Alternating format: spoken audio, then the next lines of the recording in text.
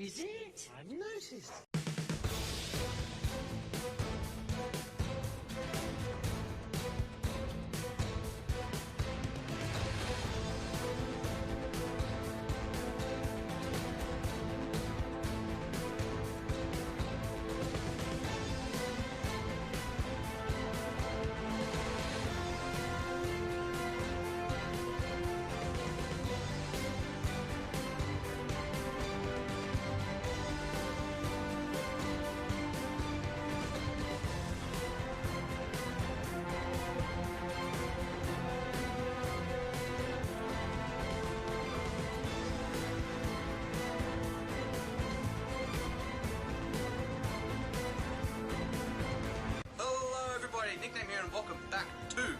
Bigger on the Inside, episode number 6.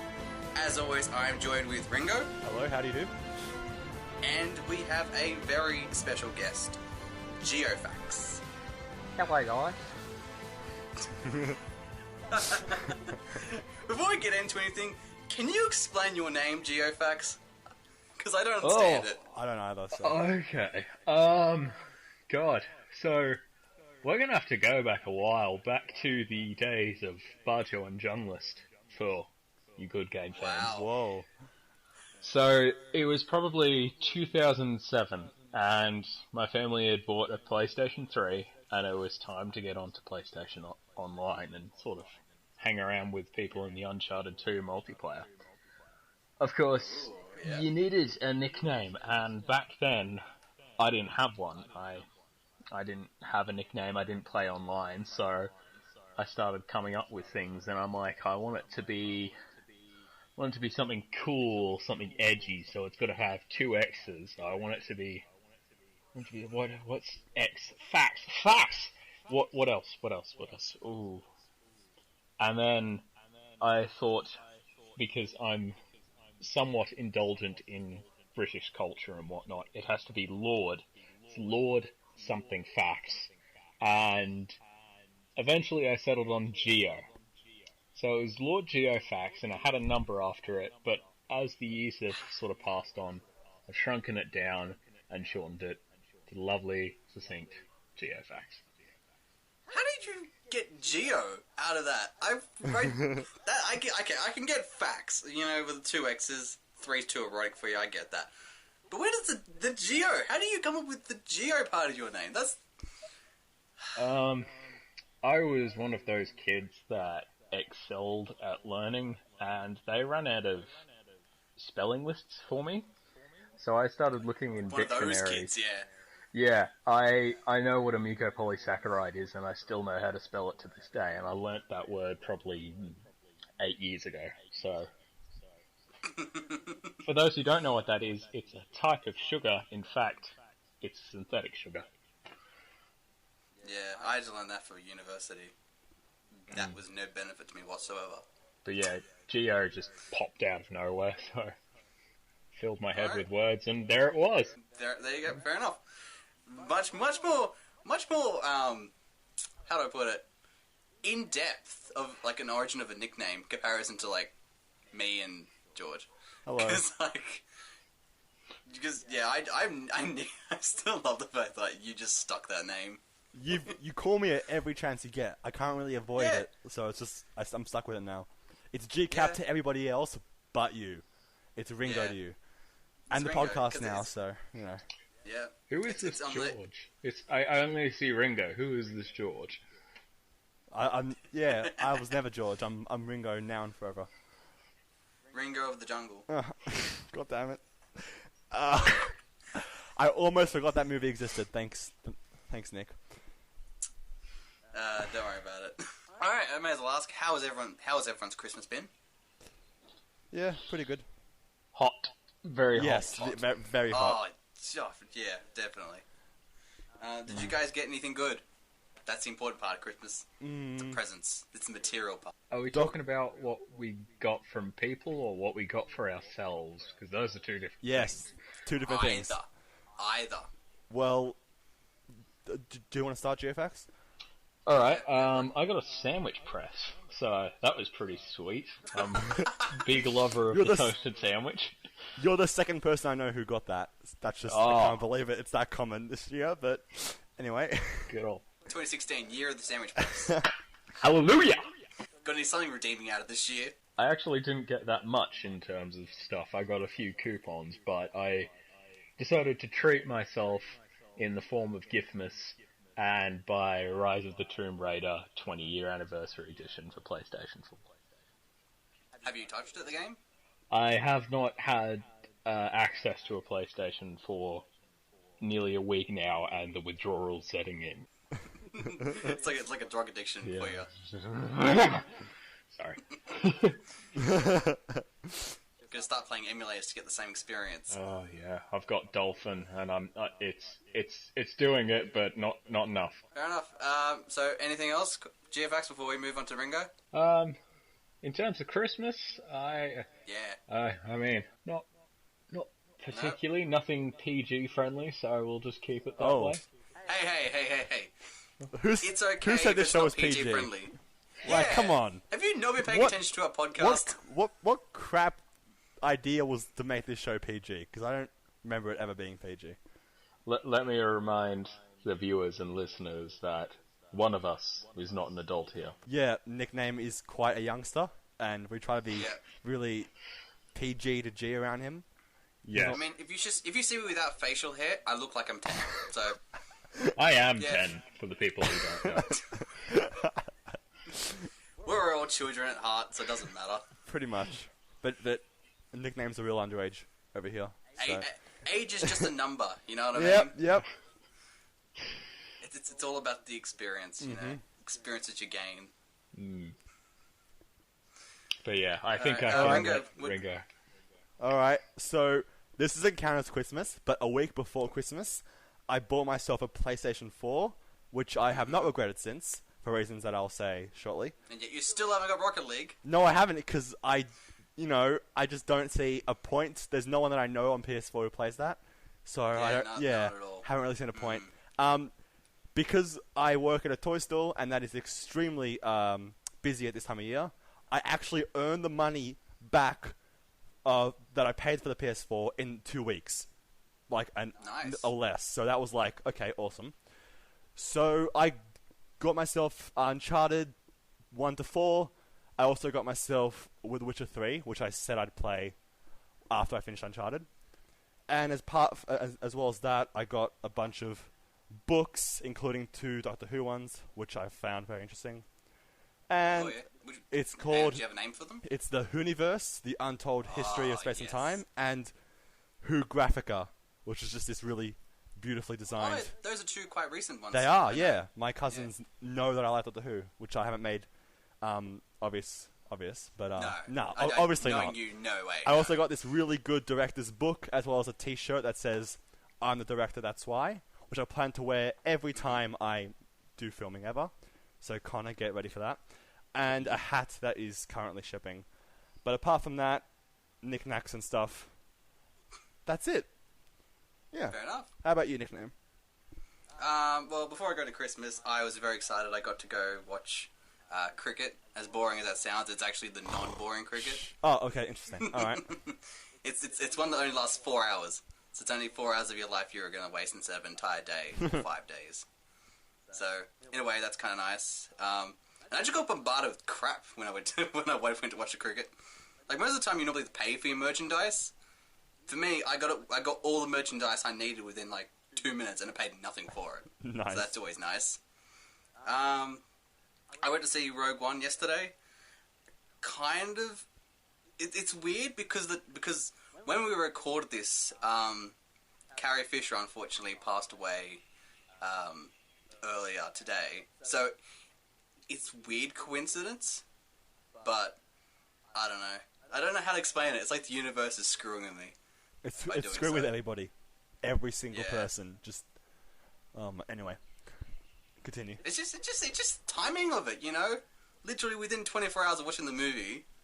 And with that ending as well. We're not going to say what it is, but with that ending. It's just... Ugh. Yeah, I don't know. It's just bad timing, I guess. Terrible timing.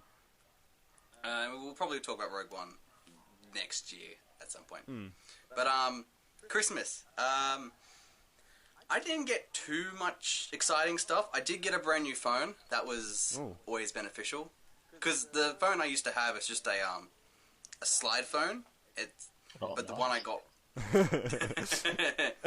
But the problem was it had only 2G on it and had like really shit memory. So I got a touch screen phone that has 3G and like 8 times more memory. So I'm really happy with that.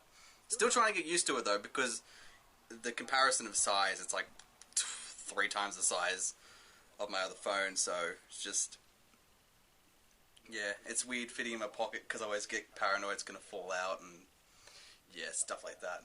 But I got the 12th Doctor sonic screwdriver. That was one of the really exciting things I got. Because I didn't expect it. That's the problem. I didn't expect it. Like I'd always seen it, and I was like, well, if it comes down in price, I'll probably get it because I got the 10th and the 11th, so getting the 12th makes sense. But they were always like $30-something. I'm like, I don't know. But yeah, getting that for Christmas means I don't have to worry about that anymore. Lovely. Alright. There's a unique fascination with it. Like every time I'm sort of in my room and I see it, play about with it for like 2 minutes and then go about my day. Now I have to do it. It's great. It's great to fondle with. Out of context, that this would be a solid show, but thank God it's a sonic screwdriver. Not in any way it could be deemed as a euphemism for anything. But yeah, I got Deadpool on DVD, Finding Dory on DVD, and I got a 3DS case that's in Legend of Zelda satchel, which it was total shock, and I put my 3DS in it, and it's so good. just to carry it around. I have a question about Deadpool, just to backtrack like 10 seconds. So yes. CinemaSins finally released the Everything Wrong with Deadpool. I know. Now look, I was so happy. For the majority, I was like, this is fucking amazing. But then the part at the end, when they just took back everything for what, like, when I love that so much. You haven't? I haven't seen it. Damn it. Oh, you have not seen Everything Wrong with Deadpool, really? I'm so sorry. It only comes out today. It only comes out on Wednesdays. It came out. Yeah, it came out 7 o'clock this morning, I think it was. Yeah, I've been at work for most of today, and I've been plot twist. moving I house lied. and everything. That was all a lie. Oh yeah. You can ignore everything I said. That was a complete lie. Yeah. So you have nothing to worry about. No spoilers there whatsoever. I tricked you because I knew you hadn't seen it. So there you go. Crisis averted, everybody. It's all good. Anyway, continue, Nick. So yeah, that was my Christmas. Very relaxed, and I really like that because most Christmases are always very hectic. Like we got to get up at like 7 o'clock and got to bake stuff for lunch to go like my relative's house. We normally bake lunch for them, but because we didn't go there this year, I basically woke up at like 10 o'clock. I opened my presents about 1. And then I went off to my other relative's house at 4 o'clock. So, yeah, it wasn't as rushed. It wasn't as rushed, and I really, really enjoyed that. So, yeah, that's my Christmas. That's pretty good. Mine was really similar, just relaxing at family. So, yeah. There are fireworks being shot out. I hope they're fireworks. That's what I thought I heard, but I decided to just continue it. Alright, hang on. I'm going to close this. Keep talking, but I'm going to close this window because if there's a gunshots, it's going to get really, really bad. So, words. Gio, how was your actual Christmas? How was it? Was it like a relaxing Christmas? My sentiments about Christmas are much less merry than the next man. I not very fond of it, to be honest. That's perfectly fine. Like the gift giving aspect is, I suppose, nice, but when you reach your 20th year of unwrapping presents, it's kind of like, I don't know.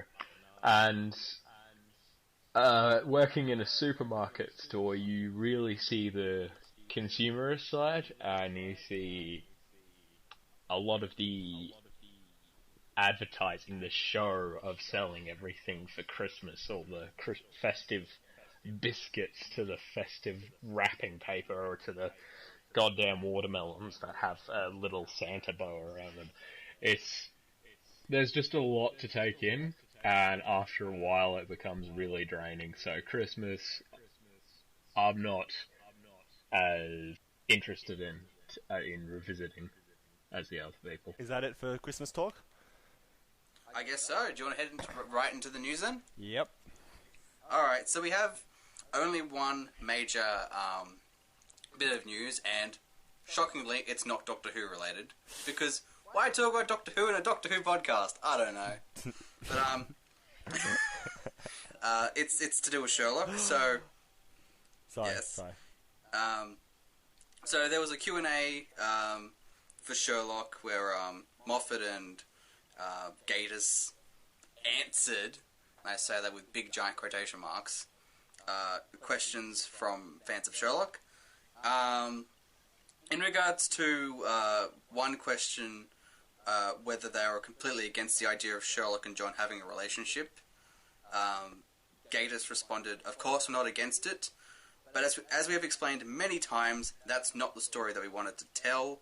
Obviously, as a gay man myself, I have no problem with the notion that a Sherlock Holmes and a Dr. Watson could be in a relationship together, but ours aren't. It's as simple as that. Sherlock is clearly capable of feeling emotion and of falling for someone, but that someone is not John Watson, despite his love and great affection for him." So That is the most professional way to answer the whole Sherlock Watson together fangirl screaming. So, props to him. yeah. Well, I suppose the question you're going to ask is, what was the "I love you" comment then? Yeah. Which they actually do address it. Gatiss responded that it was directed towards his mum, obviously. He doesn't ring home often enough and usually forgets her birthday. He's a very naughty boy. So, I don't know whether he's bullshitting or not, It sounds but I like guess he's we'll find out. bullshitting, but it also sounds like he's being, like... It's weird. It sounds like it could be one or the other. But, Yeah. you know, we'll have to wait and see. He also revealed that there can be anything between 8 and 10 drafts of a Sherlock script, Whoa. and that the pair have joked about doing a black and white episode set in the 1940s where they fight the Nazis. And now I really want this to happen. I really don't, and do, like, for reasons that I'm just really curious, but I also don't want them to ruin a really great streak of Sherlock episodes. But, you know, whatever. I just love the idea of seeing them tackle the Nazis. That's like... They can pull it off, like, no doubt. It's like Sherlock in Victorian London, Sherlock fights the Nazis, Sherlock goes to space. That's the steady progression of ridiculousness that this show can go. So we're like, we can be almost halfway there, you know? But let's be honest though, Sherlock in space would be a hilarious aspect. You know, like, he's got to fight crime on the moon. He's got to find out why the aliens stole the cheese. And then that's how Hulock can happen. Hey, there we go. Oh boy. Just make the Doctor appear out of the TARDIS on the moon. It's like, sorry, that was kind of my fault. And then that was the end of the episode. Very short one, but yeah, what was that? I was going to say, have you seen the Hulock fan trailer by John Smith? Oh, yeah. Yes, I Yeah. love John Smith's work. He's some of the effects he does is just so good. Like, I especially love his breakdowns, even probably more so than his actual videos. Because I love seeing how he layers the visuals and puts the... Because with anything fan related, yeah, you kind of have to make sure that it still feels like the main show. Yep. And I think that whenever John Smith does it, he really puts great detail towards it. Like, one of the other ones that I love from him is Rain, where you just see Capaldi come out of the out of his TARDIS and it's raining and he's on this like lake and it's like reflective on the bottom. It's so beautiful. There's like no dialogue, but it's just from a visual point of view, it's just fantastic to look at. And yeah. Fun fact, I actually used the music from that bit in a Thing of the Day for Good Game spin-off show Pocket. Oh, nice. For a Thing of the Day intro. I believe it was it would have been November 7th, I think it was on, or something like that, but it was when the main hosts were away, so, yeah. Right, yeah, yep, that makes sense. Well, hang on, I may as well, since you've segued into Pocket, all three of us have been in some way indirectly involved in Skipperino. I'm the script editor. Ringo, you basically wrote the entire thing. Hello. And and Geofaxx, you're the main actor. Indeed. So because entirely different states. How has it been on set? Because I've seen photos, but awful. Obviously, it's just so awful. I can barely work 5 minutes without Ringo coming and asking me to do some somersault or something to try and parkour over a fence. It's a real trial for the sound guys as well, because they're having to chase after me, you know, and they're trying to lumber over the fence at the same time, and I'm trying to spout some dialogue. You know, pineapple gets thrown across. It's just so intricate and so needlessly You love the pineapple complex. line. Come on. I loved it. It's been Jack pulled it off so well. Oh. It's actually been a real joy. Like, I find quite a lot of fun in doing it, and I like the atmosphere that's on set. I mean, we do get a little bit giddish from time to time and sort of get a bit distracted, but, you know, George is there to straighten us out and make sure the film's actually getting done. You know, we've had great actors come in, like Icy Mindracer, for those in the Rocket League community, has been on set, and she's a joy to work with. And we've had a lovely actor by the name of Jack O'Brien, very professional, very interesting man, and he adds a sort of eccentricism that I don't think I could ever find anywhere else, and I love it for that. He's really good. But look, I think the real good hero. job sucking up to your boss, though. I really appreciate you sucking up. You know, get your extra brownie points for when the next filming happens. I have asked Connor to do some things like, you know, running and bike riding, which didn't actually happen, but. Yeah, hang on. Can you explain the bike riding thing? Because I won't. As a script editor, but I wanted to know what actually it. happened. Yeah, explain what happened, because I don't. Yeah, what happened to the scene, or what happens in the scene? No, what happened to? What happened to the scene? Okay. To the scene. So, I'm a big person. I'm about 6'4" in real life. For people who have not met me, He's really tall. I also weigh about 120 kilos, so I'm quite heavy, and I was overweight for quite a portion of my life. So I never really felt safe riding a bike. So I rode with training wheels when I was young, and when it came time to sort of progress and go forward, I felt quite vulnerable and quite humiliated because I could never quite keep my balance. So I never really learnt how to ride a bike. And I'd probably say it would have been in the second to third last draft of the script. It was the full draft, but it was the full script, but not its final iteration. And George tells me that there's a scene where he needs me to ride a bike. I'm like, okay. Out of all the things I gave him to do, I can't. Like, obviously, I didn't know, but I cannot believe that's the one thing I chose. Like, yeah, he can run, skip, hop, jump, but I chose bike, and oh boy. Could you try bungee jump? I mean, you could have tried to compromise there, you know. Oh yeah. I would have been able to bungee jump. I mean, I've got a thing. Like, I'm afraid of heights, but I can knock that aside. But I'm not quite as physically able. So it was yeah, it became a thing for me to sort of keep learning how to ride a bike, and I reckon probably 2 more weeks of hard work, and I would have been able to take off, but I never quite got there, and it came time to shoot the scene, and it was literally the week before the scene, and George sort of sends me a message like, hey, are you able to ride a bike now? And it's like, yeah, can we do this on foot? So, a lot of running that day. There was a lot. Fair enough. And I have to give a big commendation to Connor, not only for the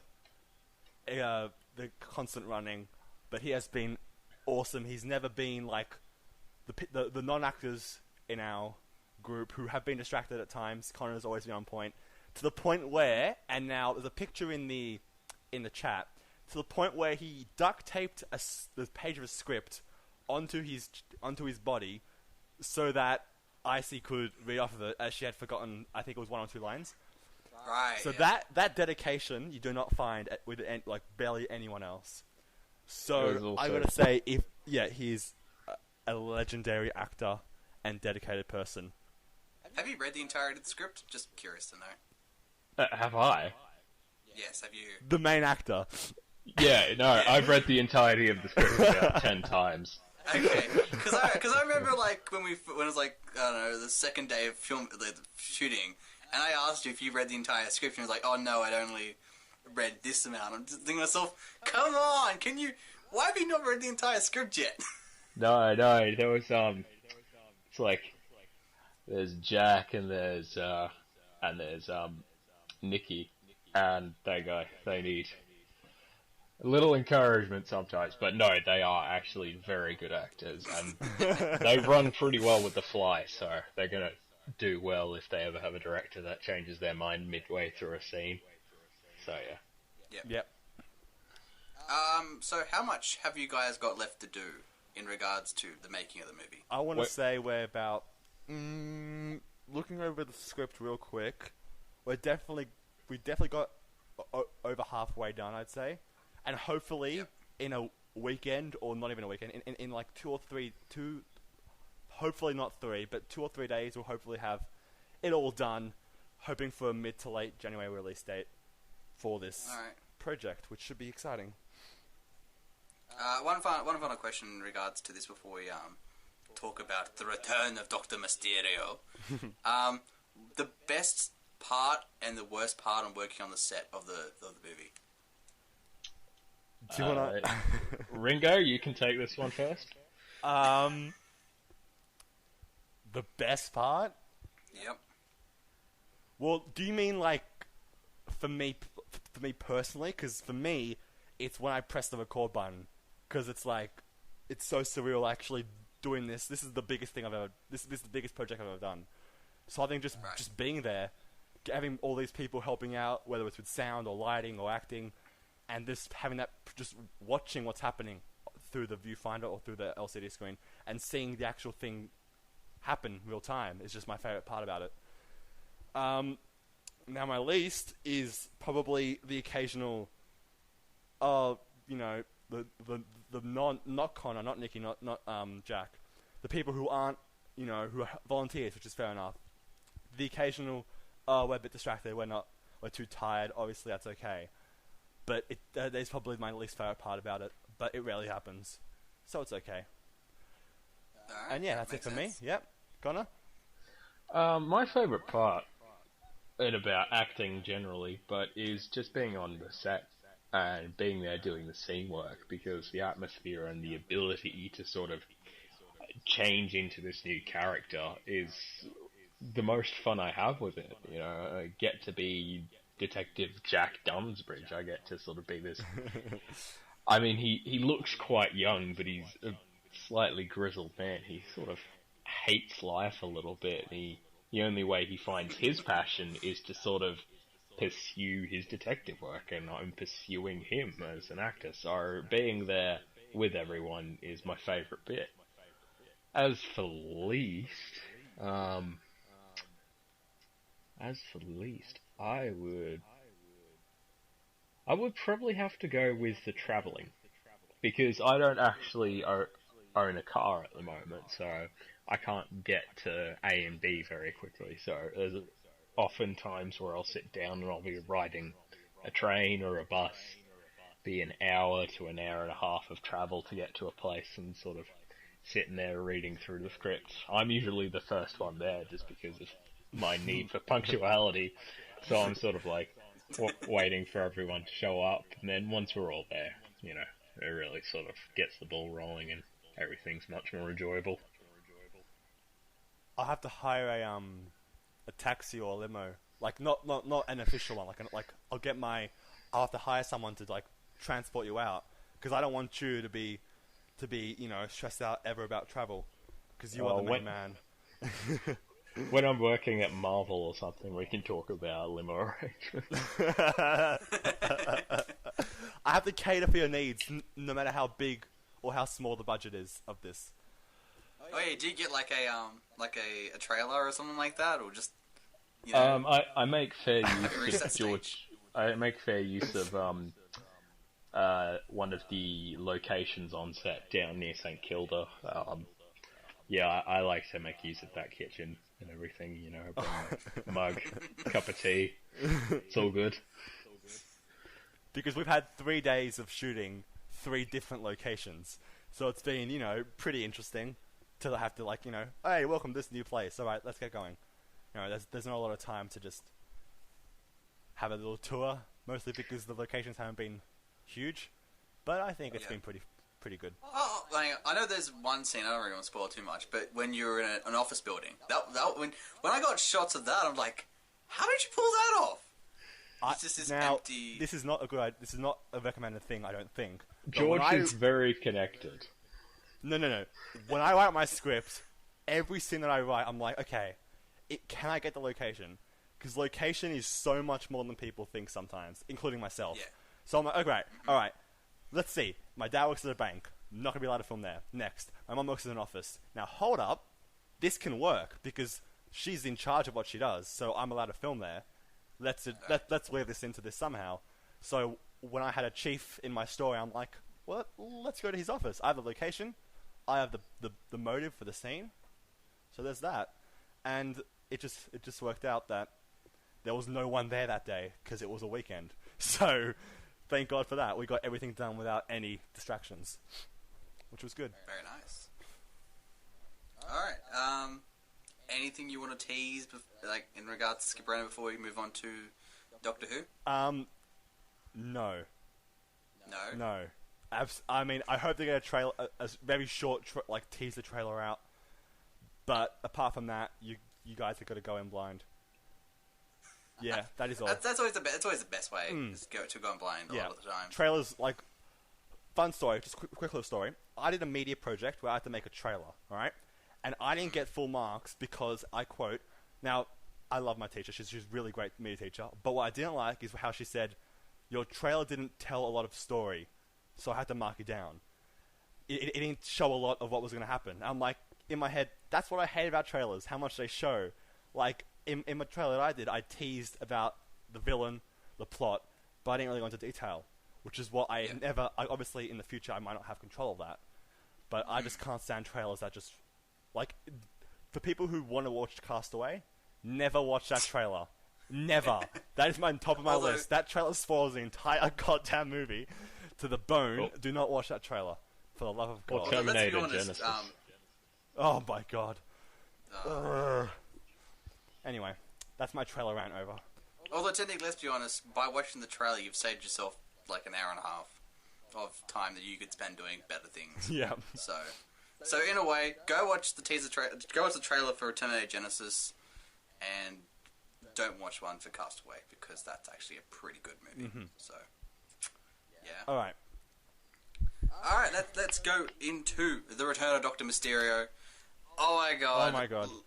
So much to talk about. I've written the most for this than I've written for any of the Class episodes, and totally, because same. Class is Class. But this was just anyway. Go ahead. There was just so much to talk about in this episode. That's the thing. That's what excited me the most. Do you guys want to go positives? Go one positive each until we run out of our positives. Happy with that? Yeah, sounds good. Why not? Alright, so for me, the very first thing I liked, straight away, the very first shot you get is this comic book style visual, because that set the tone, in my opinion, very brilliantly. And then this idea gets carried into the episode where you have this really funny conversation of Lucy and the ghost on the phone. You know, because the visuals there, though comic related, they kind of remind me of Hulk. You know, that Ang Lee movie that no one really liked, the one with Eric Banner in it. Yep. The visuals, like how they did multiple people on the same screen, definitely reminded me of that movie.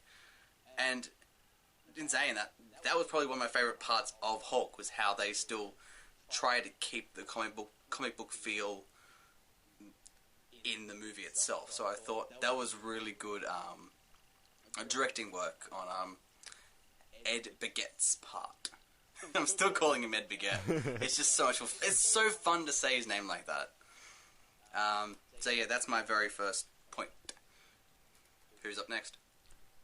Ringo? Yeah. Okay. Now, that was one of my points, but I'm obviously not going to double up on things. Now, my first my second point on this, is just Peter Capaldi. That's all I've written, because, it's just obviously you guys have to double up on this, because just every time from his introductory scene, every time I saw him in this episode, I'm like, this man was born to play him, and I actually said those words while I was watching the episode.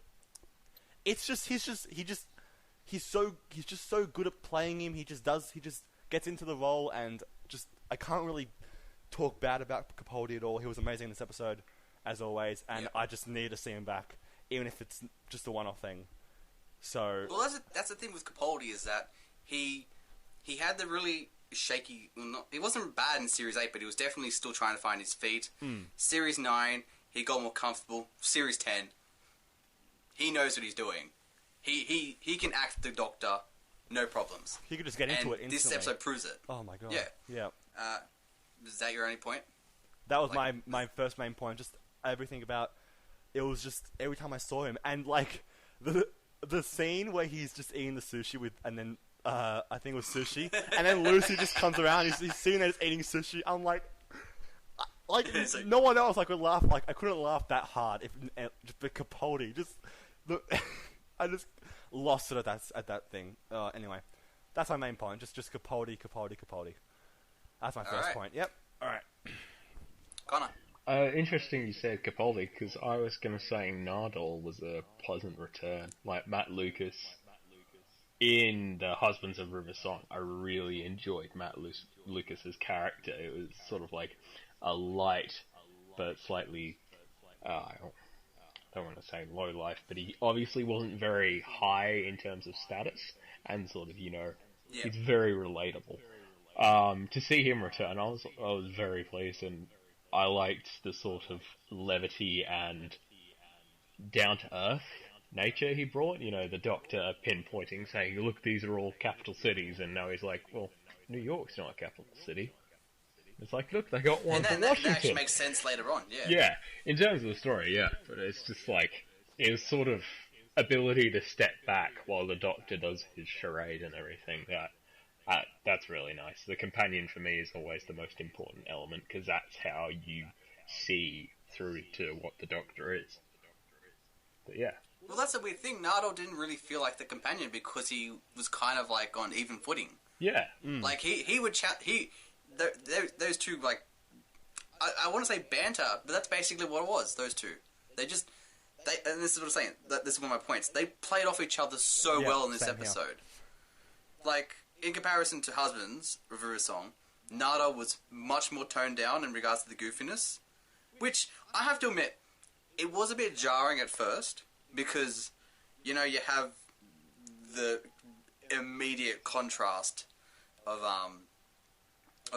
not personality, but just how the character was approached. But it was definitely for the better, and it definitely reminded me of how RTD approached Donna, and how basically everyone hated her in The Runaway Bride, because she was so shouty and annoying.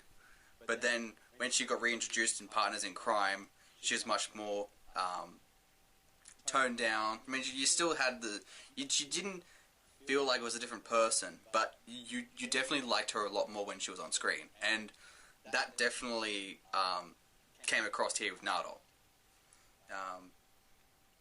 But yeah, the thing with the interaction between Nardole and the Doctor is that Nardole had some of the best lines of this episode. Yep. And that amazed me. Like, one of my favorites is where is it?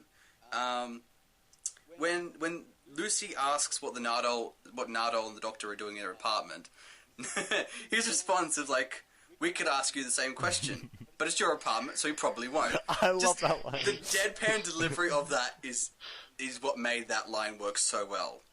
But then you have stuff like just the Doctor and Nardole casually drinking tea while they're pinpointing the ship in orbit. You had when Nardole comments that the Tokyo branch was empty. The Doctor comments he made a distraction by flooding downstairs with Pokemon. That was a great delivery.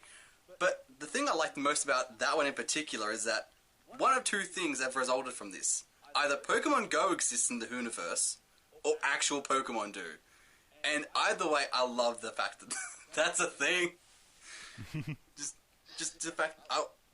could you imagine, though, if, like, Pikachu was an actual thing that existed in the Hooniverse? Just, like, an actual Pikachu? I don't know. You'd have to go into the whole sort of debate about whether or not it's an alien creature, since it's a sci-fi show, you know. You'd be wondering. Many questions would arise. I mean, they already started talking about Spider-Man and Superman and everything. I think they just took the opportunity to have a more, a less frivolous in spending budget, like on sets and whatnot, and sort of go out and get some name brands and stuff. So yeah. Well, name dropping's fine. I mean, people do it all the time in like movies and stuff. Just name drop something and instantly it gets cred for acknowledging it. And the Nintendo fanboy in me obviously loved that line quite a lot, just because Pokemon, you know, what's not to like? But there was another part with Nardole and the Doctor when so you guys know when the scene where they're in the TARDIS and the Doctor is annoyed at Grant for using his powers when he promised he wouldn't, and then Nardole, it's just like you're not any better. You use your powers despite going completely against the Time Lord code of not interfering, and it's just. I don't know. I just love the dynamic between those two. They were definitely. It was definitely more interesting to see play out than it was in Husbands. I feel like I definitely stole your point then. It's all right. We're all here to talk about Doctor Who, so. I noticed, and I'm still sticking with the Nardole thing. I liked the little hints they made in regards to what happened between Husbands and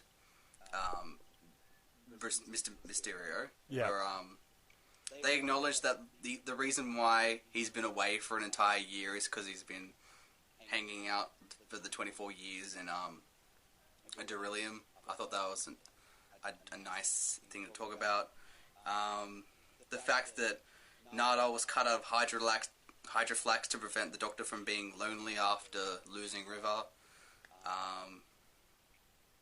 Just little hints. They didn't go into depth, and we knew this because when he was talking about stuff about the Christmas special, he did say that they wouldn't really go into it. But I feel like we got enough out of it to at least, I don't know, have a good understanding of what happened between the two episodes. Oh yeah, definitely. I definitely think if we're going to talk about dynamics, the one we definitely have to talk about is Grant and Lucy. Those two were just so adorable to see play out on screen. Like, you instantly believed in their chemistry, and I had concerns because Justin Chatwin, Dragon Ball Evolution, I made that very clear. I was very concerned. But those two are just... It's just so wonderful to see. And I think Charity Wakefield, man, she she performed the shit out of this episode as Lucy Fletcher. But yeah, just again the dynamic between them was just so good. It didn't feel rushed, and with any romance that is in such a short amount of time, that can be a problem because you don't have time to flesh out the characters. But because they were the main big point of this episode, Yep. it was done quite well, and I was really happy with that. I'm just looking at some of the lines that those two had, like when Lucy is talking to Grant about the fact that he looks wet, he responds with, "I prefer mild-mannered," and she seems seemingly okay with that as a response. Also, when she's when Lucy's talking to the ghost, that she understands that he wants to retain some privacy, he responds, "Was it the mask that tipped you off?" It's just beautiful. This is a lot of what I loved about this episode. The dialogue is so funny. Especially, I found Lucy and the Doctor, like the way she spoke to him was like, Yes. I could see her being a companion at some point. Like she was hilarious, especially when she was interviewing the Doctor and doing all that as a reporter. Oh, she was a standout for me in this episode. All right, next point, guys. What do you think? So I don't butt in again. Let's see. Oh, one little thing that I had was when we first got introduced to Capaldi. Yep. I loved how he was basically doing like superhero sins, like in this for like a short time. I thought that was just really enjoyable. Like about how they what was it? Clark Kent and Superman look the same, and then when the kid's like, everyone knows that, and he's like, but Lois Lane's a reporter, and I'm like, these questions are some of the things he said I've asked, and I thought it's not really a positive, just a side comment. I just really enjoyed some of the stuff he said. Yeah. But yeah, most of my points about the characters, which we just talked about, like Lucy and Grant, I was really skeptical about them, but they turned out to be believable, and the dialogue and the dynamic. But apart from that, they're my main points for the characters. So the thing I noticed, right, was I definitely took a different approach. So the first time I was looking at it very story-based, and I was like, I've kind of seen this stuff before. But then the second time round, I looked at it like a character piece. Exactly the same here. And this is where it really does become a really good episode. I mean, the story is very The story's and probably I'll my talk only about negative. that. Yeah. But in regards to the characters and how they the dynamic between all of them, they were all really well fleshed out. Mm-hmm. So I definitely enjoyed that, and I feel like that took away from a lot of the main things I didn't like about the story itself. So yeah. Can I just add one of the nice little touches I liked about the start of the episode was how the Doctor's building something on his roof, and I really like how he sort of, brings normal earthly elements and then mishmashes them up to form some sort of detector or some device, some, thing of the week. And I liked how it was sort of in reference to his previous, transgressions in New York, how he's trying to fix it.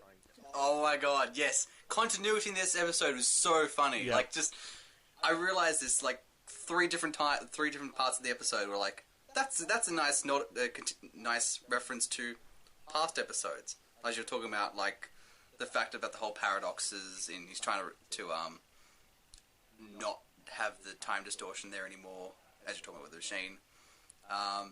That thing about the switches, and he's like, oh, I love buttons and switches. And that instantly reminded me of the Chris's Invasion, where he's like, he loved pushing that big red button, and Hyde, where he loved playing with the toggle switches. I was like, that's really nice continuity, and I didn't notice it at first, but when I rewatched it, I'm like, oh yeah, that's a reference to this episode, and that's a reference to that episode. Yep. Yeah. So I definitely get what you mean there. I feel like I'm stealing all your points, and I'm not. I'm not trying to. It's all right. When we get to negatives, there's a whole world of problems that I have with this episode. Well, so good, your good, turn, or my turn will come. I have like no. Yeah, I have like no negatives for this episode, so you can definitely dominate that part for me. Cracks fingers. I've been waiting for this my whole life. Particularly, we're talking about dynamics and the Doctor and Grant. I love how different each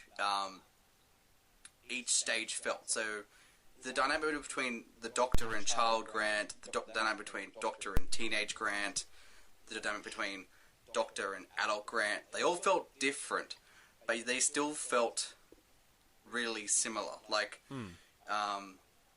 with the young Grant, it felt like Grant kind of idolized the Doctor as this mysterious person. I mean, he calls him Dr. Mysterio, and at first he thinks he's Santa Claus.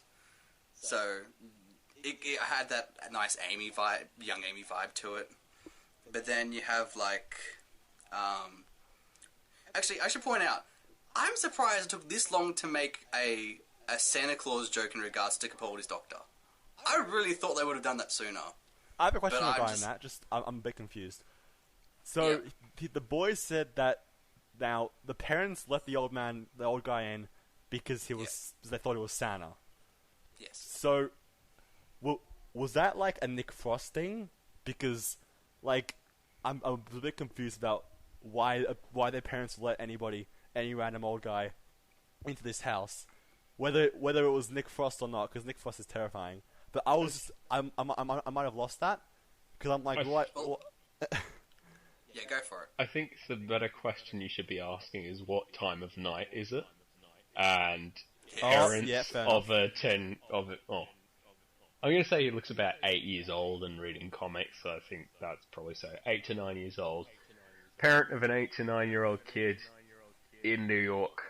I think they're just like, oh, he's dreaming or something. Yeah, that's perfectly fine. Yeah, it's Christmas. that's what I was getting at. at. Okay, good. I had that mentality. So, the likelihood of an actual person being outside the window is really unlikely. Good. Thanks. So they're like, oh yeah, it's fine, kid. Just open the window and let him in. You know. I'm really happy I missed that because, well, no, I'm not. I'm happy that what I missed had a really plausible meaning because I was really confused at that point.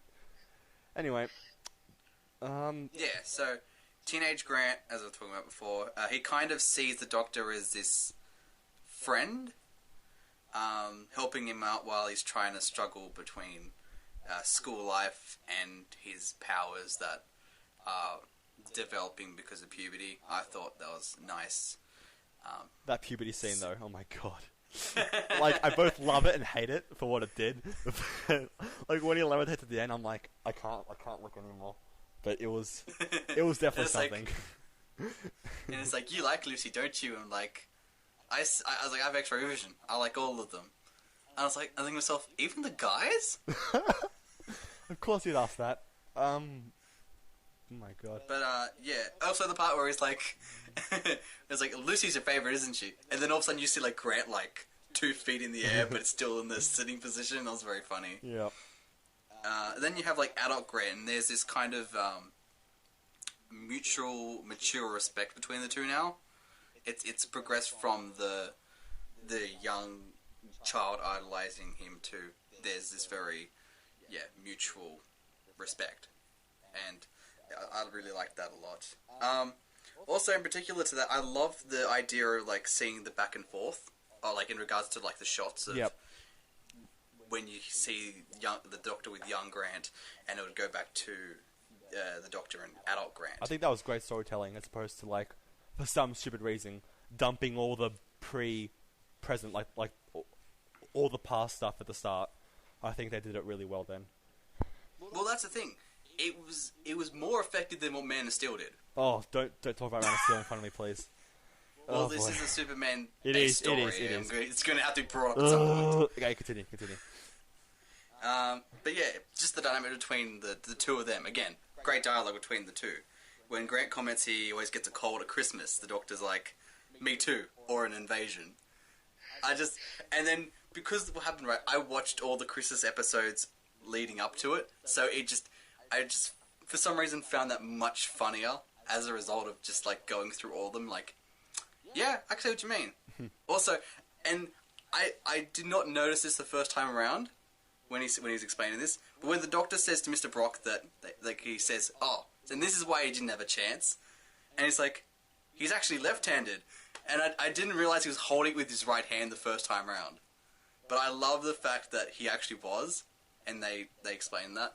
Because in the child flashbacks, he actually is using his left hand. So I don't know whether that was just inability to find a left-handed actor that looked the part, or he actually just really wanted to make that joke, but I don't know. I liked the joke nonetheless. I'm just going through my points. Set design.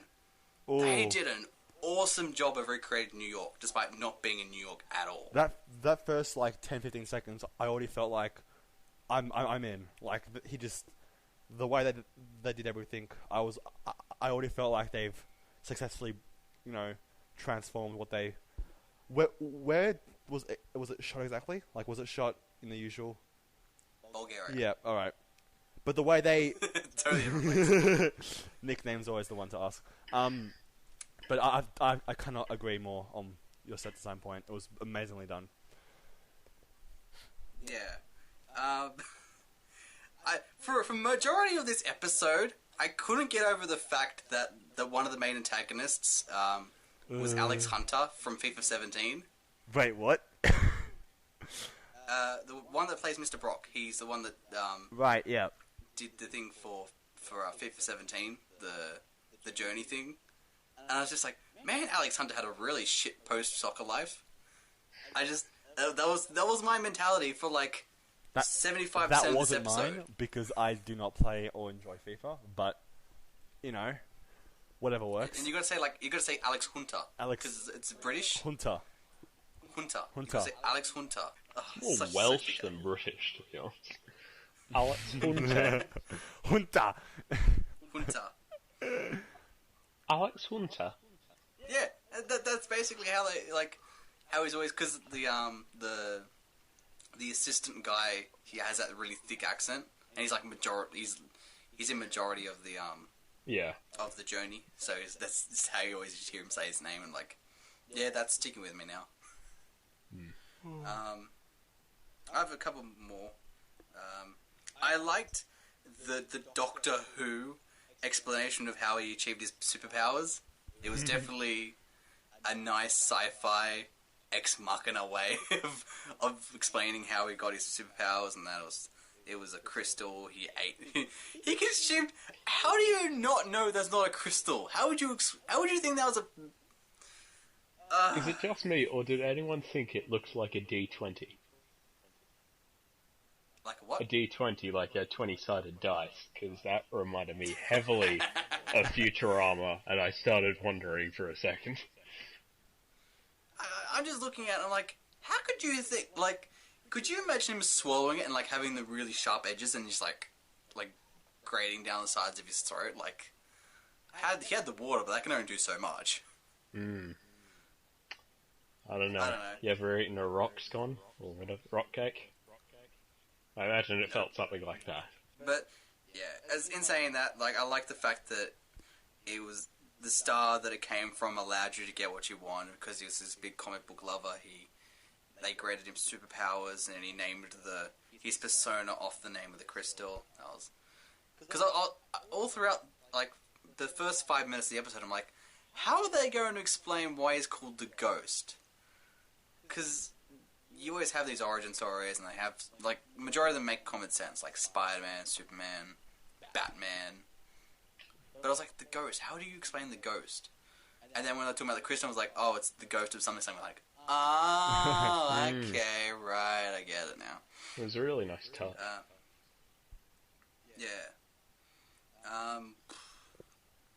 Yeah, when he said that the aliens were new, I didn't don't think he meant Last Christmas New, like Husbands of River Song, because they did a really good job of hiding that was the alien throughout the Children in Need clip. But as soon as he started ripping the side of his head, I'm like, oh, you're talking about that alien, and then he took the gun out of his head. I'm like, right. But it does lead to a funny line where the Doctor's like, it's nice to see you keep an open mind. And I was just like, wow, That's a pun I would make. What was that? There's a line from Husbands of River Song, and I think this is actually Peter Capaldi's doing. I don't think Stephen Moffat does this. But Peter Capaldi says to this person after Hydroflax, the robot, starts breaking down after being touched by the orb, and he's like, sorry, had a bad day on the stock market. And it's sort of like, it's a joke, and he comes back and he's like, sorry, I appreciate that wasn't really funny, but I just had to say it or something. And it's like... I loved that joke so much in the Husbands. That was actually one of my top 3 lines from that episode. I don't have the top 3 in my top of my head, but that was definitely one of the top 3 I had. So one of the concerns I had was that in the Children in Need clip, when they showed the bit where they're being threatened to get, the scene talking about where they're like got their hands in the air and they're threatened to be shot and self-defense, and then they had the 12th Doctor's theme play when the ghost shows up, and a lot of people didn't like that because I'm like, yeah, I can understand why. And then I watched the episode and they changed the music. I thought, I don't know whether this was done afterwards, whether that was done intentionally, but I'm really glad the Ghost got his own song choice, because it just didn't make sense to have the Ghost have the 12th Doctor's theme. Yeah. So I think good job. I think I know why that happened, because Children in Need, God, that was a few months back, wasn't it? About a month, yeah. Oh, okay. During the months leading up to season 8, there was a bit of an infamous thing. Some people may not know about it, but the Spanish translation headquarters for the BBC had a leak. Oh, yes. And some of the beta episodes for Doctor Who got leaked, and I was privileged enough to view one of these, and they use placeholder music quite often, and so in the unfinished episode there were various bits of music. In fact, I'm nearly convinced that one of them was riffing from The Dark Knight, as in the Batman series, so I'm sort of like, what's going on there? But yeah, they're using that because the score isn't quite finished. A month difference between Children in Need and the episode, I'd say probably... I think it was November, yeah. Yeah, probably wouldn't have been the placeholder music, but it's entirely possible that there are a bunch of changes made up in the editing room at the last minute. Yeah, I totally get that, but it was relief. I was just relieved that they did give the Ghost his own music. I was like, okay, good job. Yeah. But speaking of like music like that, there was actually a commercialized song used in the episode. And that amazed me, because I'm like... Because you know how Murray Gold tends to do a lot of the audio, like a lot of the music throughout the episode. So when you hear, like... In this case, it was Primal Screams Loaded. And to give you an idea of when this happened, this was when we flashed back to Teenage Grant, and that music started playing in the background. The ba-na-ba-na-ba-ba-bam. That one, that part. Yep. Yeah, and the only reason I recognise that is because it's the intro music to The World's End. That's the only reason why I knew it was commercialised. And I was just like, I recognise that song, and that is definitely not Murray Gold. And then I looked it up, and yeah, they've used that song. I'm like, nailed it. So yeah, that was just a really nice touch there, just to nearly slipped that by me the first time around, but I got it. When the Doctor says to Mr. Brock, right, you're not the only one who's full of it, is that the closest to swearing that the Doctor has ever been? Yeah. Because he's obviously implying he's full of shit, right? but he never says it. And I was like, I think that's the closest to swearing you've gotten, but I'm not quite sure. Because Clara said ass, Missy said bitch, but I don't think the Doctor's ever reached that swearing stage yet. The implication there is definitely a no-no for children's television. Oh, which episode was it? I'm thinking of the... What's the name of the Cyberman episode from Season 7B? Silver. Nightmare and Silver. Yeah. There's a segment where Matt Smith's Doctor is blindfolded and he's playing with Clara's student kids. She's a tutor for them. Oh no, that was the name of the Doctor. That was the name of the Doctor. And you're talking about the little Daleks. Yeah. Is that what you're talking about? Yeah, that's the name of the Doctor. Yeah. But yeah, that's probably as close to what Matt Smith has gotten. I don't think in recent Who has he ever gotten close to swearing. Yeah, I think that's the closest they've gotten. But we'll see. We'll see Series 10. You know, maybe you'll drop an F-bomb, you know? Good old Just when he regenerates it. Just when he regenerates, he's like, fuck. Fuckity bye. And then he blows up, like... It's like, what a send-off. That'd be great. Alright, I got a couple more. Osgood. She got a name drop at the end of the episode by a unit soldier. Mm-hmm. Plus, one of the other unit soldiers had the alien thing done to him. Mm. So, what we can establish is that, yeah, we're definitely not seeing the last of those aliens. I don't know whether that'll be Series 10, maybe the Christmas special, but I get the feeling Moffat's going to do one last episode with these characters, like with the enemies, because I don't know if Chibnall will use them. Or maybe they'll leave it open-ended, I don't know. But they've got to explain, there's definitely going to be a story where units invaded by those aliens. That was, so, possible foreshadowing for Series 10 there. My favourite character of this entire episode is Mr. Huffle. Yep. Without a doubt, Mr. Huffle. I can't believe we haven't mentioned Mr. Huffle yet. Oh my lord. When she's like, when the Doctor's getting uncomfortable and his screams of pain. It's just so glorious. I really want a Mr. Huffle doll now. And just irritate the shit out of my parents. Just, everything about Mr. Huffle is just so funny. Just the ridiculous face with like the really big poofy black hair on the top, and I don't know, there's just something really charming about Mr. Huffle. And I hope we see more of him in Series 10 now that he's actually in the TARDIS. Mr. Huffle and Nardole in the TARDIS. Next stop, everywhere. Don't forget Billy. Billy's coming on. I can't forget Billy, and we'll talk about the Series 10 things shortly. But the last thing I really want to say, the very powerful speech at the end of the episode. That was definitely one that stood out. That stood out to me. The one is like, things end. That's all. Everything ends, and it's always sad, but everything begins again too. And that's always happy. Be happy.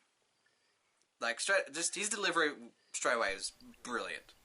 But I liked because at first it felt like it related back to River Song and how she's like everything ends. But at the same time, it also felt like Moffat was addressing the audience directly. You know, like RTD did with I Don't Want to Go, but instead it's Moffat's thing, and I thought that was a very nice poetic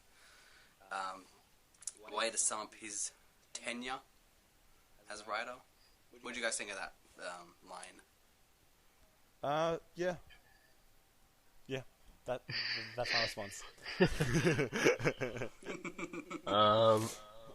I've got some issues with Moffat's writing over the years, but for that sort of line, I do reckon that it has a sort of beautiful levity, and I agree, yeah, it does sort of summarise his sentiments, or I imagine it would in some capacity, for his running of the show, because he's, what, 5? No, 6. 6 No. years. Yes. 2010 to 20... Actually, it'd be 2010 to 2017. 7 years. He just... He can't say goodbye, which I don't blame him. But, you know. He always says that. Also... Nice Day of the Doctor reference there. Thank you. Also, the Doctor now has a new costume. The black thin jacket, and he's like... his shirt's like almost completely unbuttoned. And he just exuded awesomeness with that new costume. And he's a really aggressive stare. Like, he's like trying to get over River Song. And he's just like really pissed off. That River And I Song love part, that. like, broke my heart, man. I couldn't... When they brought that up, I was like, just sitting there just staring without saying a single word. I was like, no, why must you remind me of that? Oh, but it was a great part, I think. Anyway, sorry for interruption. That's all the positives I have. I think I took majority of you guys. Is there any other positives you had that hasn't been mentioned already? While Ringo's making up his mind, I loved his combination of the velvet coat and hoodie right at the start of the episode. That's really yes. Nice. If I'm gonna ever That's become it for the me as Doctor, well. I want it. That's it for me, for positives as well. So, Oh, I totally forgot. I made a list of all the superhero references I found in the episode. And there are a lot, amazingly. You guys okay with me going through them all? Sure. go for it. Alright, so I mentioned the Ang Lee Hulk comic book style thing much earlier. But, okay, so in the beginning we have a pan up from a New York sewer to a pizza shop. Gee, I wonder what that could be referencing. Yeah, I was surprised to see a Teenage Mutant Ninja Turtles reference in it. That was a really, really nice touch. In Child Grant's room there was a Captain America clock, a Defenders poster on the wall. On the back of the door there was a poster with Silver Surfer, Wolverine, Spider-Man, Captain America, and I think Iron Man. But it was trying to get frame shots and it was hard to tell, but I think it was Iron Man.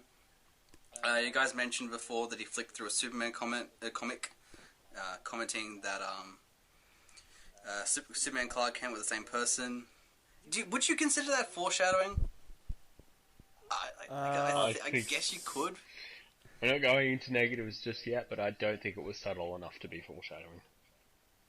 Okay, fair enough. When climbing up to the roof, you guys were talking about this before with Spider-Man. I just love he's like, when Grant asks what do you think happened after being bitten, he's like, he got radiation poisoning. Just... That's a very funny, you're talking about superhero sins, that was definitely one of the big ones there. I like the fact that the two protagonists, Grant Gordon and Lucy Lombard, both have alliterative names. That's a very comic book type thing where they would have first name and last name being the same initial. Even the Doctor got an alias that was alliterative. He called himself Dan Dangerous from Scotland Yard. That took two watches to get that one. Obviously, you have the rotating globe and Harmony Shoal representing the Daily Planet, where Superman and Clark and Lois work at. Grant's costume has a giant G on the front, like Superman with the S. There was a really subtle line when the ghost comments to Lucy that he hopes the unpleasant experience hasn't put you off your career in journalism. That was a nice reference to the Superman movie where Superman says to Lois that he hopes this hasn't put you off flying. That was a really nice moment. Lucy mistakes the ghost's baby buzzer for the bat signal. It's like does the bat still come in an app now? And then like moments later, she says when the ghost flies away to go get him, which basically reminded me of Spider-Man 2 when Mary Jane said go get him, Tiger. When Grant changes back into regular clothes, he twirls around like Wonder Woman does. When Grant notices the baby's missing, the Doctor says with great power comes great responsibility. The famous Uncle Ben to Peter Parker line. Grant ripped open his shirt to reveal the ghost costume in the same way that Clark Kent did. The scene with the ghost Lucy on the rooftop is a direct reference to the rooftop scene in the original Superman movie. And that's all I got. As you can tell, there was definitely a lot of references to Superman in the episode, as well as a bunch of others. Mm-hmm. Alright, we've talked positives. Go for the negatives. Go for it, Connor. Go for the negatives. Give it all you got, Connor. Boy, this episode was bad. Okay. I mean, we all agree that the story wasn't great, but the interweaving of it, there was a real lack of focus, and that's what bugs me. This is the big, broad negative, is that you have the Doctor and Nardole, the Doctor recovering from Riversong. That could be, like, maybe addressed a little bit more subtly, but you have the aliens, which are right brand new, and they were in the last episode, and people are so sort of attracted by them. Like, personally, I love them. I think they're great.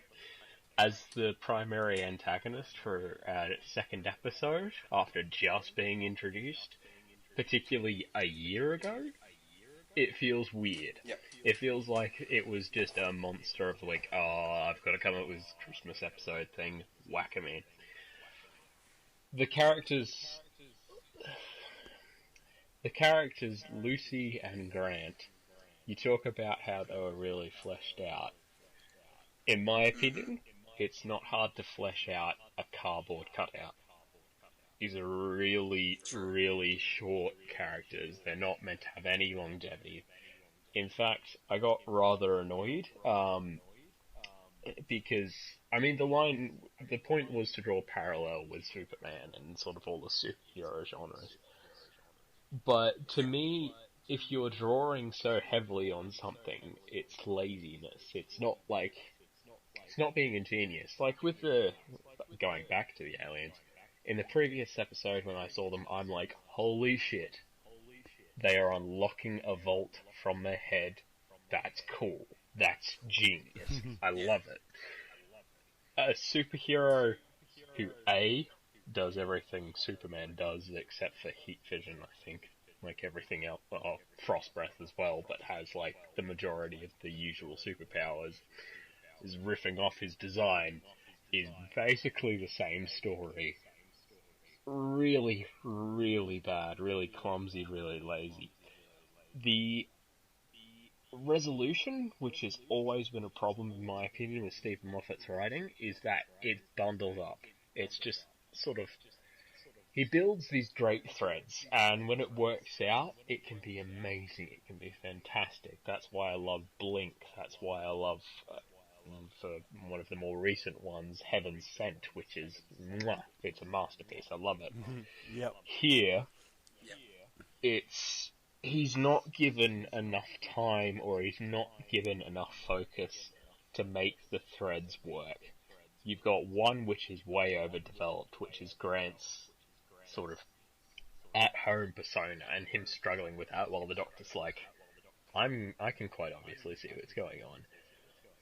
And then you've got the major arcing story of people invading, like, that somehow takes a lower role in the story, which doesn't make sense to me. If you're having an invasion, why is that the next role?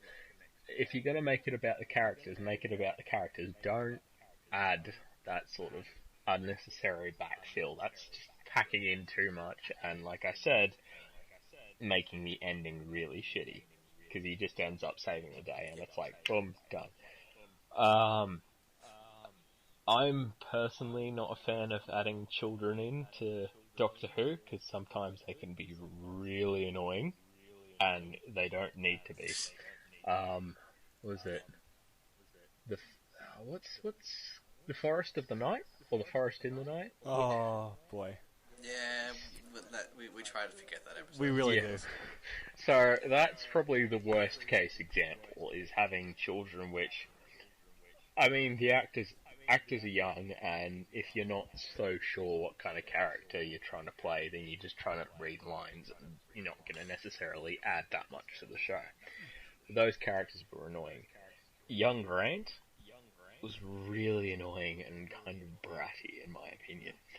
Again, I'm taking an extremely pessimistic look at the show, but I've had problems with Stephen Moffat for a long time. I'm a very passionate RTD boy, and I'm very much like, because I take offense at some of the things he said in interviews before, like this is taking a pick at Moffat personally, but in an interview for one of the classic episodes about the writers, Stephen Moffat didn't discuss the episode. He's just like, I don't really like the writer, and that's it. And it's like, yeah, that pisses me off. Do you remember the episode? It was, I think it was either a Peter Davison or a John Pertwee era, so it's somewhere there, but I watched it years ago. If you can find the link, I'd love to read Yeah. it, just to see what you're talking about. I had another point I was going to make. Another point. Oh, yeah.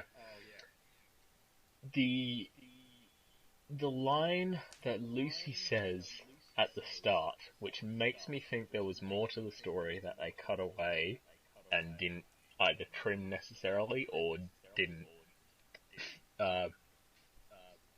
leave enough in to sort of quench my thirst, was that I'm Lucy so-and-so from the Daily Planet copycat thing, and she's like, hang on, why am I telling you all this?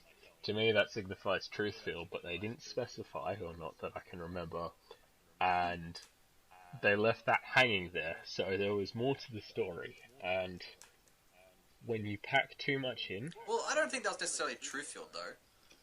I mean, you had, was it The Lodger, where he basically was telling him everything, and that wasn't a truth feel by any means. Was that James Corbin's character or Matt Smith's character saying Yes. that? James Corbin. That was James Corden. Oh, okay, so it's... When he's cooking the food, you know what I'm talking about? Yeah. Why am I telling you all he's this? just... Yeah. But yeah, maybe that's just the Doctor. But yeah, I felt like Yeah.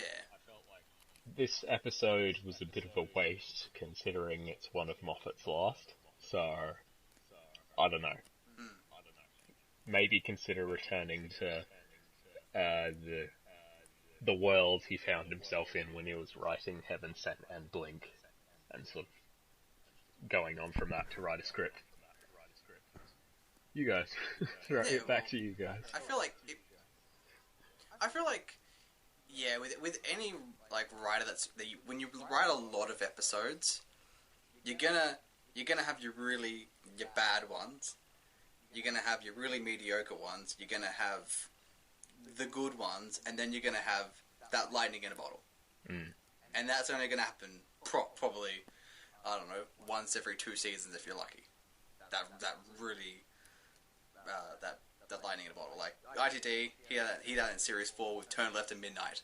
In like two consecutive like ones. They were filmed at the same time as well. Like, what the hell? Brilliant. And then you'd have like a bit of time, and then Waters of Mars, another bright spark, and then you'd have Steve Moffat. He'd have like 11th Hour. Oh yeah, that And was then- a great episode. Yeah, but you know what I mean? It's like you're gonna have Yeah. you're gonna have your really shitty ones, but if it means having the really great ones, I don't mind having to put through like one episode of mediocrity, if that makes sense. Yeah. Because at least you're like, I know this guy can write. And it will happen. It's just you just gotta find the right story. Yeah. I just feel a little disappointed in coming off season 9, and I know the whole point of Doctor Who is to never compare episodes because they're stories in a whole universe. So We're gonna do that next year. We're gonna compare episodes. It's gonna be nothing new there. gonna be like Sleep No More sequel. What an amazing episode, but the original trash. Yeah. It's good. It's good. It doesn't have that low. Like the standards for that, it can be really low anyway. To try and improve on the predecessor of Sleep No More. So I guess we'll see what happens in Series 11, more than likely. Yep. For me, there was, apart from what you're talking about with regards to story, there were probably 2 big negatives I had. I was talking about before about how I loved the majority of the dialogue, but there were 2 really, really awkward bits of dialogue that just, it got on my nerve for different reasons. So the first one's when Nardole asks Brock where the little boy's room is. Oh my god. I cringed really hard, and it's like, I think you'll find the restroom that way. I was like, no, I'm after the little boy's room. Like, just make this dialogue end, please. Just make this dialogue end. Move on. So that was the one that was one awkward line, and the other one was when Lucy says that she likes Grant in his superhero costume, and all she does is put his glasses on. I was confused. I'm like, wait, so what are you suggesting? Are you suggesting that his everyday job is his superhero thing, and I didn't quite understand the metaphor that they were going for towards the end there. Maybe that's just me not fully understanding it, but it just came across as confusing to me. I know, Ringo, that you mentioned that there was an awkward bit of dialogue that you didn't like. That was that one. Yep.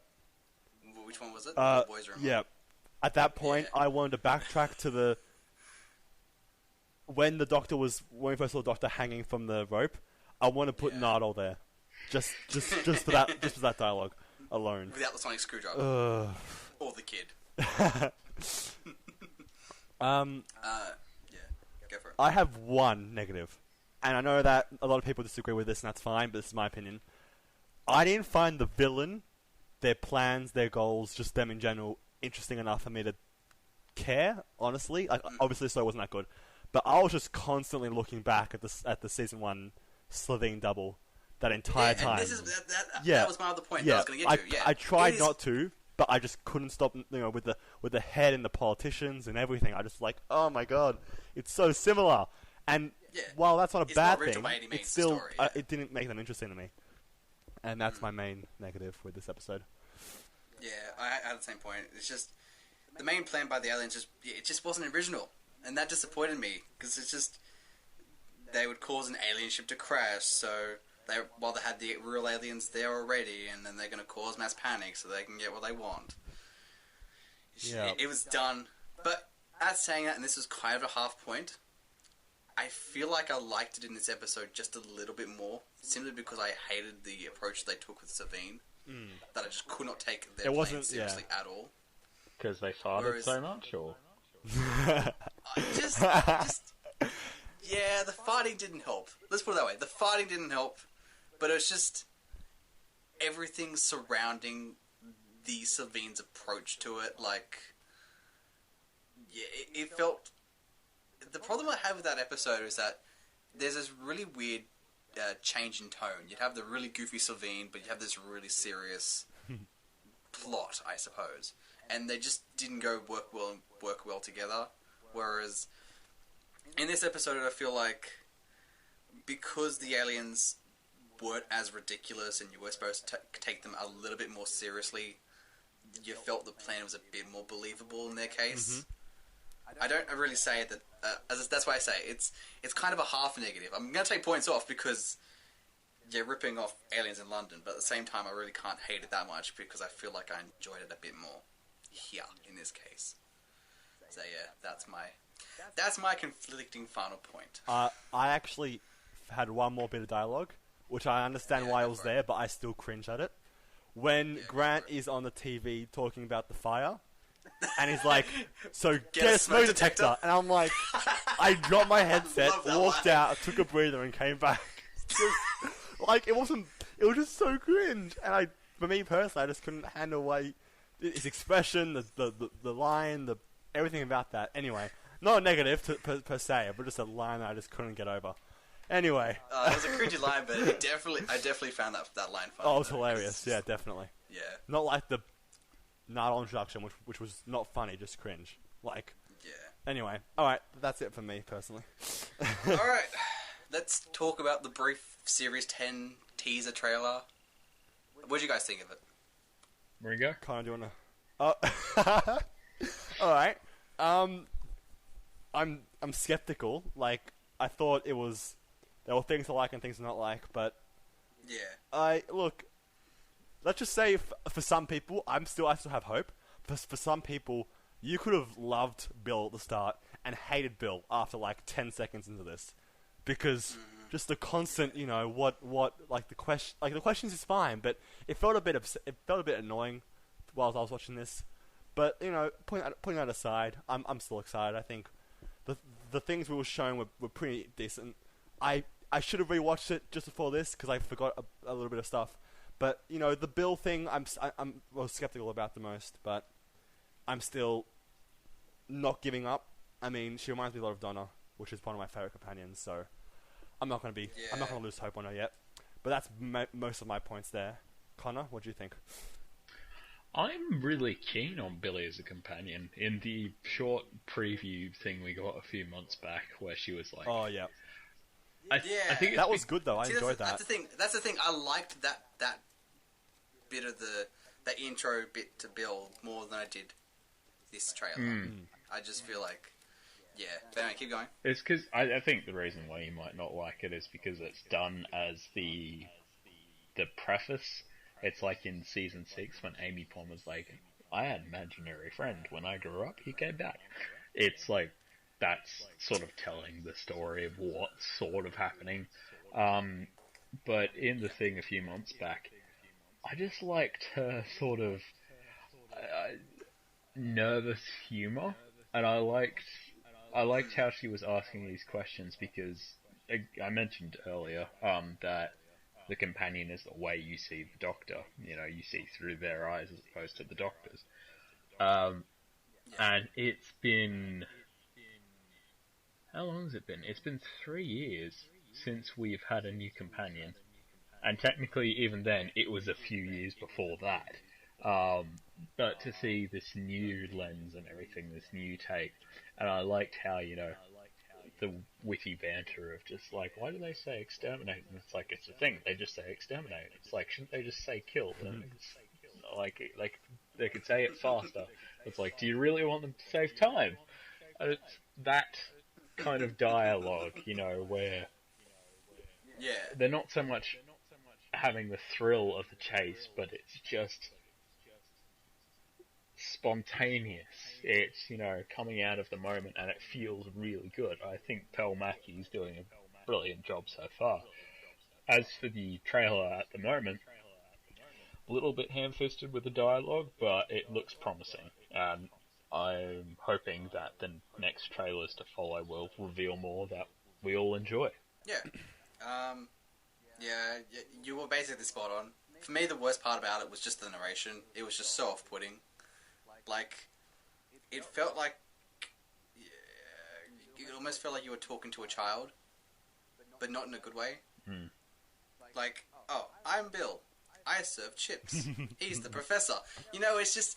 It feels condescending. I know it's not what we're trying to get at, but to me, I was just like... I'm not liking how you're talking to me right now. But there were a couple of things that I did take away from that trailer. Bill, she referred to the Doctor as the Professor, as I mentioned there, and that's reminded me very much of Ace, because I know that Ace called the Doctor the Professor quite a lot. Also, from what I understand, he's a university lecturer in the first episode, based on because the shot looked like he was out in front of a university, and that would make sense as to why those two would meet up. We got another Dr. Watt.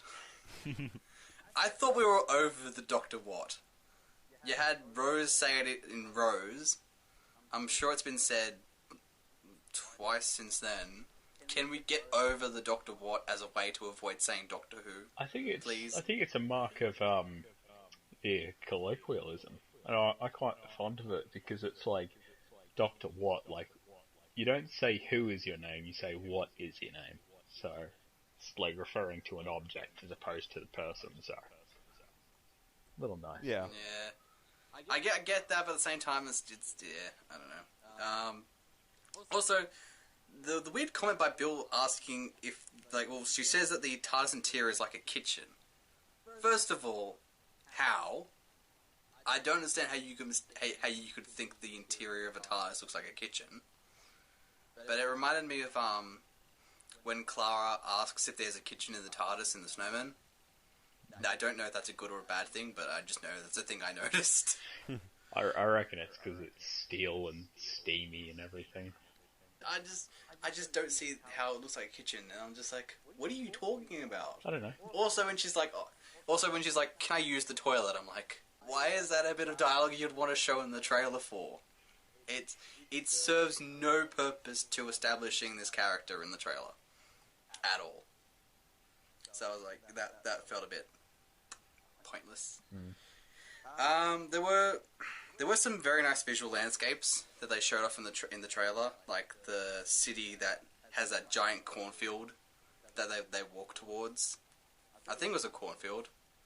Do you guys know what I'm talking about? Yep. I believe so. Yeah. It's not a cornfield, but it looks like a cornfield, so I just said it as a cornfield. I think it looks like snowy Victorian London. Whoops. Again, I don't know how to feel about that, because... again, Victorian London, because that's never been done before. But with snow, yeah. We've never had Victorian London with snow. At all. The Doctor was in a really awesome suit, though, when he's in Victorian London. And we saw that in the shots that they had. But I just love the suit and the big giant top hat. I love that. Also, there was a bit where they're walking through like this hallway, and they looked to be like what looked like pods. And I don't know if that's a Cybermen episode, but it looks like it, particularly because they have that yellow glowing circle in all the pods. So I'm like, is that a Cybermen episode? I don't know. But it would be nice to see how that relates, because it can't be Death in Heaven Cybermen. It might be Nightmare in Silver Cybermen, but again, I don't know. I don't know. It's just thoughts. The emoji bots. We saw that for like a second. God, they looked awful.